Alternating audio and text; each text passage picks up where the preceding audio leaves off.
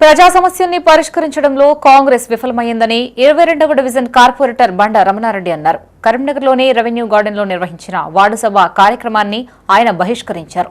చైతన్యపురి కాలనీలోని డివిజన్ కార్యాలయం ఎదుట పెన్షన్లు అందించాలి అంటూ ప్లకార్డులు ప్రదర్శించారు.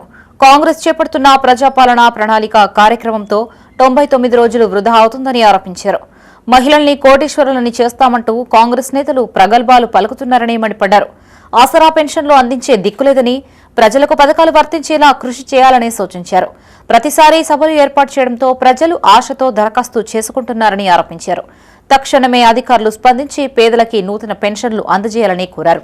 ముఖ్యంగా ప్రజాపాలన 99 రోజుల్లో భాగంగా ప్రతి అన్ని డివిజన్లలో కానీ అన్నింటిలో మీటింగ్ పెట్టుకుంటూ 99 రోజులు అధికారుల టైం వేస్ట్ తప్ప దీనిలో వచ్చేది ఏం లేదు. దీనిలో ప్రణాళికలు ఏం చేస్తారు అసలు వాళ్ళు ఏమైనా రాసుకునేది లేదు. ఉపన్యాసాలు ఇచ్చుడు, మహిళలను కోటీశ్వర్లను చేస్తానుడు. అదే కనీసం గత ప్రభుత్వం ఈ ప్రభుత్వం ఎన్నోసార్లు పెన్షన్లకు ఆసరా పెన్షన్లకు మగవారిని తాగుబోతులను చేసి ఆడవాళ్ళు మగవాళ్ళు చనిపోయి విడోలుగా ఉండి కనీసం పిల్లలను చదివించే పరిస్థితులు లేరు.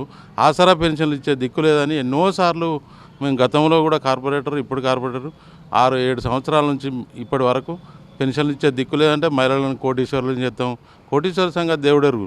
నెలకు 2000 ఆసరా పెన్షన్లు దిక్కు లేదురా బాబు అంటే వీళ్ళు ఏమో చెప్పుకుంటా ఈ ఉపన్యాసాలు ఇవ్వలేక మేము బైకాట్ చేసి రావడం జరిగింది. ఇలా మా మీటింగ్ ఉండే